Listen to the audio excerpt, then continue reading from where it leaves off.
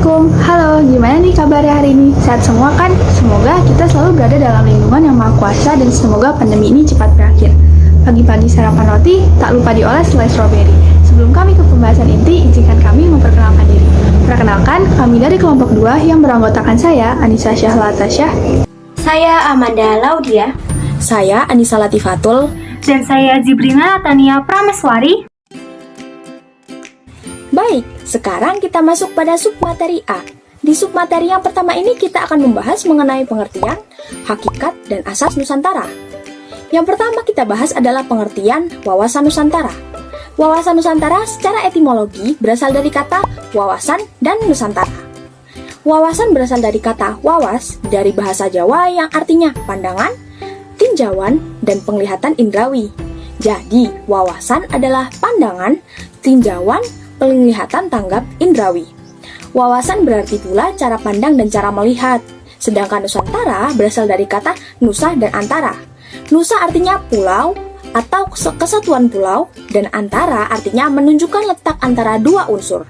Jadi, Nusantara adalah kesatuan kepulauan yang terletak antara dua benua, yaitu benua Asia dan benua Australia, dan dua samudra, yaitu Samudra Hindia dan Samudra Pasifik. Berdasarkan pengertian modern, kata Nusantara digunakan sebagai pengganti nama Indonesia.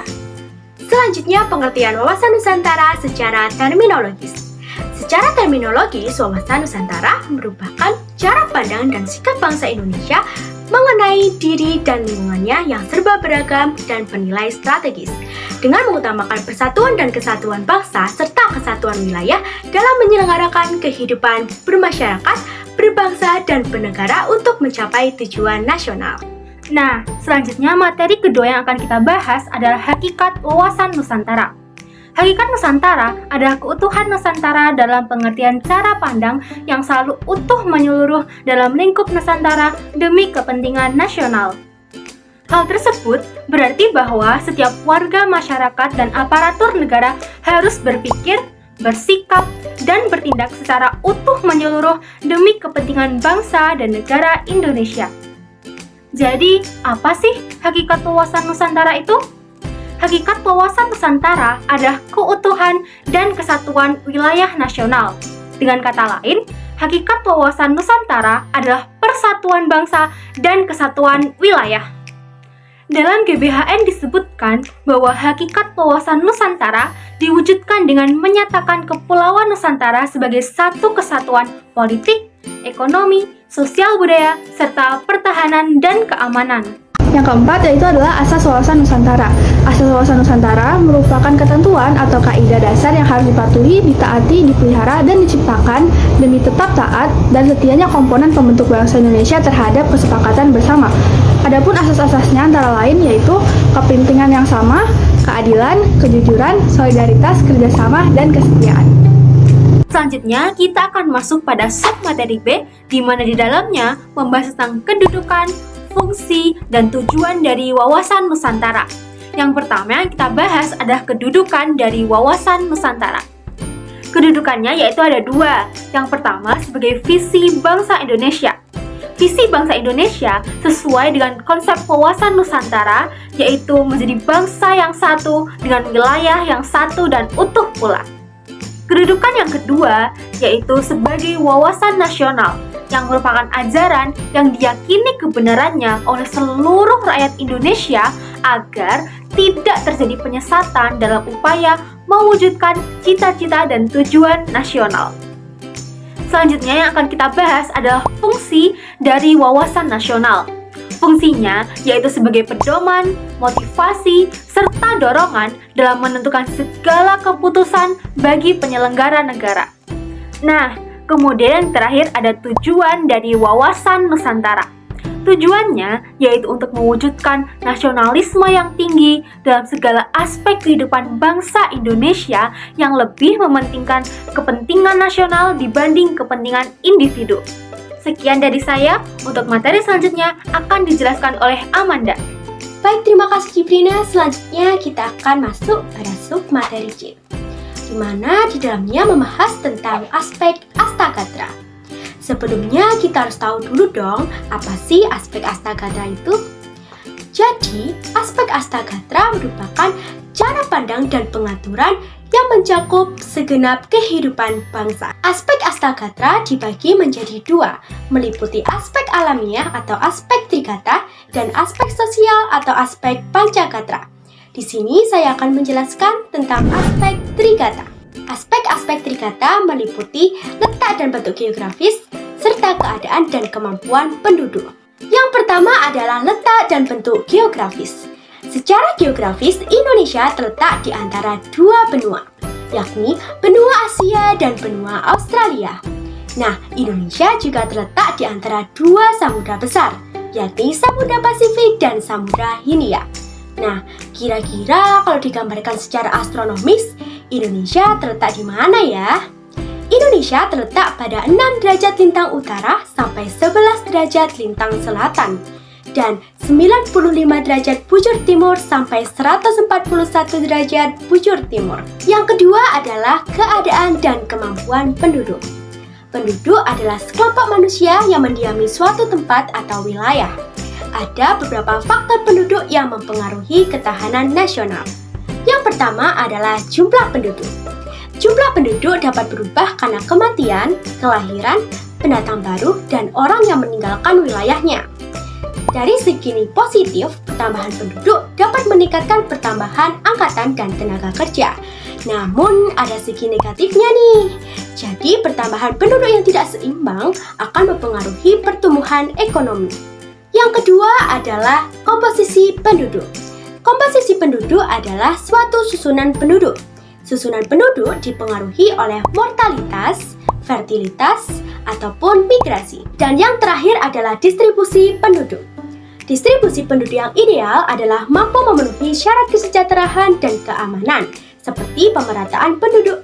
Oleh karena itu, pemerintah perlu membuat beberapa kebijakan, seperti transmigrasi, mendirikan pusat-pusat perkembangan, pusat-pusat industri, dan lain sebagainya. Untuk materi selanjutnya akan disampaikan oleh Anissa Syahla. Baik, terima kasih Manda. Selanjutnya masih pada submateri C, saya akan menjelaskan tentang aspek Pancagatra. Pancagatra adalah aspek-aspek kehidupan nasional yang menyangkut kehidupan dan pergaulan hidup manusia dalam bermasyarakat dan bernegara, dengan ikatan-ikatan, aturan-aturan, serta norma-norma tertentu. Berikut ini adalah aspek-aspek Pancagatra. Yang pertama yaitu adalah ideologi. Ideologi suatu negara diartikan sebagai guiding of principles atau prinsip yang dijadikan dasar suatu bangsa. Ideologi adalah pengetahuan dasar ataupun cita-cita. Ideologi merupakan konsep yang mendalam mengenai kehidupan yang dicita-citakan serta yang ingin diperjuangkan. Yang kedua yaitu politik. Politik diartikan sebagai asas, haluan, atau kebijaksanaan yang digunakan untuk mencapai tujuan dan kekuasaan.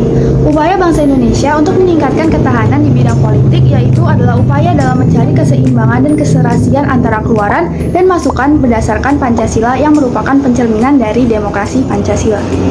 Yang ketiga yaitu adalah ekonomi. Upaya peningkatan ketahanan ekonomi adalah suatu upaya meningkatkan kapasitas produksi dan kelancaran barang dan jasa secara merata ke seluruh wilayah negara. Upaya untuk menciptakan ketahanan ekonomi adalah melalui sistem ekonomi yang diarahkan untuk kemakmuran rakyat. Ekonomi kerakyatan harus menghindari free fight liberalism, etatisme, dan tidak dibenarkan adanya monopoli. Yang keempat, yaitu adalah sosial budaya. Sosial budaya dapat diartikan sebagai kondisi dinamika budaya bangsa yang berisi keuletan untuk mengembangkan kekuatan nasional dalam menghadapi dan mengatasi ancaman, tantangan, dan gangguan, atau yang biasa kita sebut dengan ATHG. Gangguan dapat datang dari mana saja, baik dari dalam maupun dari luar, baik secara langsung maupun tidak langsung. Ketahanan budaya merupakan pengembangan sosial budaya di mana setiap masyarakat dapat mengembangkan kemampuan pribadi dengan segenap potensinya berdasarkan nilai-nilai Pancasila. Yang terakhir atau yang kelima yaitu adalah pertahanan dan keamanan. Pertahanan dan keamanan diartikan sebagai kondisi dinamika dalam kehidupan pertahanan dan keamanan bangsa Indonesia yang berisi keuletan dan ketangguhan yang mengandung kemampuan mengembangkan kekuatan nasional dalam menghadapi dan mengatasi ATHG yang membahayakan identitas, integritas, dan kelangsungan hidup bangsa berdasarkan Pancasila dan Undang-Undang Dasar tahun 1945. Ketahanan di bidang keamanan adalah ketangguhan suatu bangsa dalam upaya bela negara di mana seluruh aspek-aspek disusun, dikerahkan secara terpimpin, terintegrasi, terorganisir untuk menjamin terselenggaranya sistem pertahanan nasional. Lalu kita akan membahas mengenai peran serta warga negara dalam mendukung implementasi wawasan Nusantara. Wawasan Nusantara itu menjadi pola yang mendasari cara berpikir, bersikap, dan bertindak dalam rangka menghadapi, menyikapi, atau menangani berbagai masalah yang menyangkut kehidupan bermasyarakat, berbangsa, dan bernegara. Implementasi wawasan Nusantara senantiasa berorientasi pada kepentingan rakyat di wilayah tanah air secara utuh. Lalu peranannya antara lain, dalam kehidupan politik, wawasan Nusantara akan menciptakan iklim penyelenggaraan negara yang sehat dan dinamis. Yang kedua, dalam kehidupan ekonomi, wawasan Nusantara akan menciptakan tatanan ekonomi yang benar-benar menjamin pemenuhan dan peningkatan kesejahteraan serta kemakmuran rakyat secara sejahtera dan adil. Dalam kehidupan sosial budaya, wawasan Nusantara akan menciptakan sikap lahir batin yang mengakui, menerima, dan menghormati segala bentuk dan kebinakaan sebagai kenyataan hidup sekaligus karunia Sang Pencipta. Dalam kehidupan pertahanan dan keamanan, wawasan Nusantara akan menumbuhkan kesadaran cinta tanah air dan bangsa yang lebih lanjut akan membentuk sikap bela negara pada setiap bangsa. Kemudian dalam aspek kehidupan sosial, wawasan Nusantara harus menjadi nilai yang menjiwai segenap peraturan perundang-undangan yang berlaku pada setiap strata di seluruh Indonesia. Untuk itu, agar terketuk hati nurani setiap warga negara Indonesia untuk sadar bermasyarakat, berbangsa, dan bernegara, diperlukan pendekatan dengan program yang teratur, terjadwal, dan terarah. Hal ini akan mewujudkan keberhasilan implementasi Negara Kesatuan Republik Indonesia melalui pengukuhan wawasan Nusantara. Kemudian pertanyaannya, apakah kita sebagai seorang siswa bisa mendukung implementasi wawasan Nusantara? Jawabannya bisa banget. Banyak hal yang bisa kita lakukan sebagai seorang siswa untuk mendukung implementasi wawasan Nusantara. Di antaranya, mendukung persatuan bangsa, berkemanusiaan yang adil dan beradab, mendukung kerakyatan yang mengutamakan kepentingan bersama di atas kepentingan individu ataupun golongan, mendukung upaya untuk mewujudkan suatu keadilan sosial dalam masyarakat, dan masih banyak lagi hal-hal yang bisa kita lakukan sebagai seorang siswa untuk mendukung implementasi dari wawasan Nusantara ini. Saatnya kita masuk pada penghujung presentasi. Kesimpulan yang dapat saya ambil dalam presentasi kali ini adalah wawasan Nusantara sebagai cara pandang bangsa Indonesia dan sebagai visi yang mengutamakan persatuan dan kesatuan masih tetap sah, baik itu saat sekarang maupun masa mendatang. Nah, kira-kira teman-teman udah memiliki wawasan sejauh apa nih untuk NKRI? Komen di bawah ya. Dan jangan lupa dukung kami dengan cara like, komen, dan subscribe. Pergi memancing ke Sungai Nil. Nila dipancing di hari Selasa. Salam undur diri dari kami untuk teman-teman semua. Terima kasih atas perhatiannya. Wassalamualaikum warahmatullahi wabarakatuh.